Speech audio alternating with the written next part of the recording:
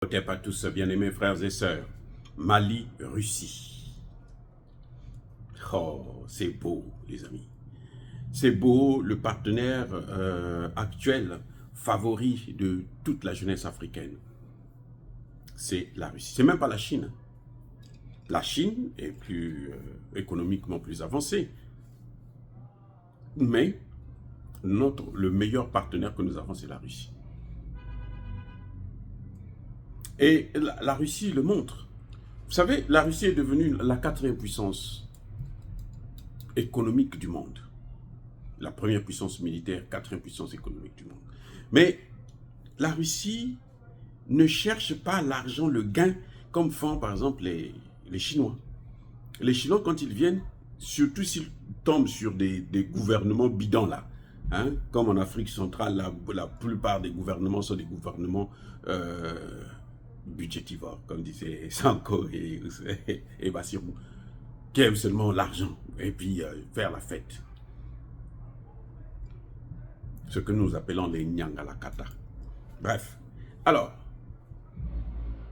la Russie montre qu'elle n'est pas une puissance impérialiste dans ses relations avec l'Afrique. Le Mali est en train de nationaliser toutes les matières premières et est en train de se doter maintenant des instruments pour gérer ces matières premières. Je reprends. Le Mali a nationalisé, ou est en train de nationaliser, toutes ces ressources naturelles, toutes les matières premières, toute la production du Mali, du pays. Elle est en train de tout nationaliser. Donc, ça veut dire quoi? C'était à l'époque, vous savez, dans les années 80, quand le FMI est venu, la première des choses, c'était à la mode, les privatisations. Donc, on prend tout, on vend. Tout ce qui appartient à l'État, on vend. Et tous les gouvernements qui l'ont fait sont aujourd'hui en faillite. Je reprends. Prenez-moi n'importe quel gouvernement africain que vous connaissez, surtout francophone, parce que c'était les premiers. Hein. Nous on parle français, les Français ont dit qu'il faut privatiser, la France a dit qu'il faut privatiser. La France elle-même est privatisée, vous voyez comment la France est par terre? Surtout depuis que les Africains, elle a perdu le Sahel, parce qu'elle a encore le Gabon, les autres pays, le Congo, Centrafrique un peu, Tchad un peu, et tout machin, tout ça, mais le Sahel, c'est perdu, c'est fini, définitif, il n'y a plus rien. On voit maintenant ce que ça donne. Quand le Congo, le Gabon, les deux Congos d'ailleurs, vont aussi donner un coup de pied à Macron. Parce qu'ils peuvent le faire, hein, s'ils veulent. Mais s'ils veulent rester dans la misère, bon, ça c'est tout à fait normal. Hein. Il faut les laisser souffrir. Mais s'ils veulent sortir de la misère, là, il faut d'abord donner un coup de pied dans le cul de Macron, là. Il faut lui donner un bon coup de pied pour que, quand il va aller s'envoyer en l'air, vous allez voir que nos pays là vont avancer. C'est ce que le Mali a fait, le Burkina, le Niger. Le Mali est en train de se doter d'une raffinerie d'or. Vous avez déjà entendu les Français vous proposer une telle chose? Non. Jamais. Sinon, il y aurait ça déjà dans tous ces pays-là. Au moins une seule dans un seul pays africain. Même pas. Ce sont les Russes qui viennent, qui nous apportent ça. Le Mali est en train de se doter d'une usine de transformation du coton.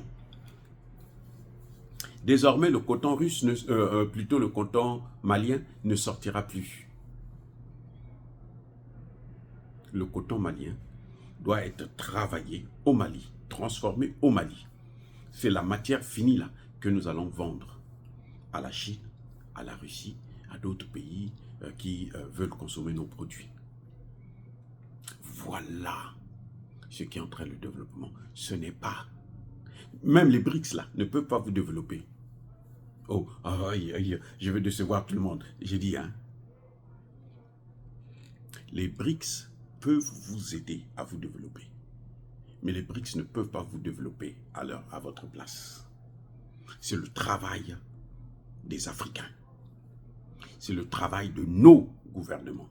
Ce sont eux qui doivent faire ce travail-là pour que nous puissions être développés. C'est ce que le Mali est en train de faire, c'est ce que le Burkina Faso est en train de faire, c'est ce que le Niger est en train de faire.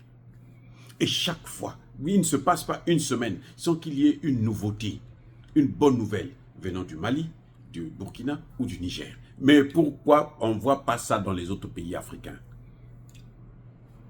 Alors, vous voulez me dire que dans les autres pays africains, là, il n'y a pas de matière première? Hein? Ils n'ont pas de président, ils n'ont pas de gouvernement, ils n'ont pas de parlement. C'est parce qu'ils sont donc incompétents. Parce que c'est possible. Si ce n'était pas possible, d'accord, c'est possible. Laurent Désiré Kabila a géré la RDC sans avoir besoin d'un prêt du FMI et de la Banque mondiale. La dette qu'il y a au Congo, là, démocratique, là, c'est Tshisekedi qui l'amène. Ce n'est pas... Bon, son prédécesseur a dû laisser aussi une partie, mais Tshisekedi lui-même, il est allé à la Banque mondiale, au FMI.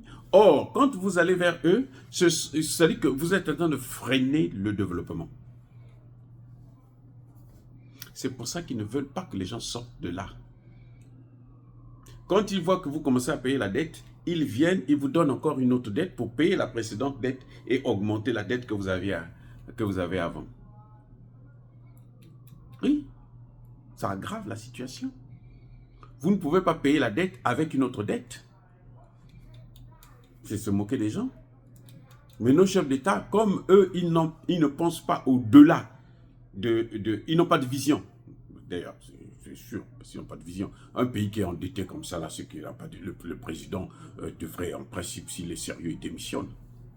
Je dis bien s'il est sérieux. S'il n'est pas sérieux, bon, il va s'accrocher. Il va vous faire croire que non, ça va. Mais ça ne va pas. Vous voyez. Et le peuple voit. Il n'y a aucun peuple naïf au monde. Aucun. Le peuple voit. Mais le peuple ne peut pas s'exprimer. Parce qu'on ne lui donne pas l'opportunité de s'exprimer. Si vous demandez au peuple, si vous leur donnez cette opportunité, vous allez voir comment ils vont vous massacrer, ces dirigeants africains. Donc, ce que fait le Mali, ce n'est pas un miracle. Dieu a donné cette opportunité à tous les pays africains, à tous les dirigeants africains. C'est un choix. Où on veut être le chiffon, le cheval de Troie de la France, des États-Unis, de l'Union européenne, la Grande-Bretagne et autres, ou bien on veut servir un peuple. Quand on veut servir un peuple, la première des choses que vous devrez faire, c'est accepter que ce peuple-là puisse vous dire ce qui ne va pas. Que ce peuple-là puisse vous dire, mais monsieur le président, la direction que vous êtes en train de prendre là est la mauvaise. Je préfère que vous puissiez suivre telle direction. Acceptez au moins ça. Si vous acceptez ça, vous allez voir comment vous allez commencer à vous redresser. Mais quand vous n'acceptez pas ça, il n'y a pas d'opposition. L'opposition, ce sont des gens que vous-même vous avez préparés, travaillé, et vous leur donnez de jouer le rôle d'opposition. Là, vous êtes dans une salle de théâtre. C'est comme on voit aux États-Unis, à Hollywood. On fait les films, là. Tout ce que vous voyez à Hollywood, là, ce n'est pas la réalité. C'est du faux. Ils sont partis au Vietnam, ils ont gagné la guerre. Ils sont partis en Russie, ils ont battu les Russes. Les espions américains, ils ont fait... C'est faux. Aujourd'hui, on le voit, la guerre en Ukraine. L'OTAN est à genoux. Soyez bénis, soyez abondamment bénis par le Dieu des Kémites et par nos ancêtres angélisés. Encore une fois de plus, bravo à Assimi Goïta, au docteur Choguel Kokala Maïga et à tout le gouvernement malien pour les efforts, pour le travail qu'ils sont en train de faire. Pour nous, les Africains, pas seulement pour le Mali, c'est pour nous, les Africains. Et c'est ça qui a fait que je puisse demander à porter plainte contre ces trois dirigeants merveilleux. Soyez bénis, abondamment bénis. Soyez bénis, les gars. Que Dieu soit toujours avec vous. J'ai dit et j'assume.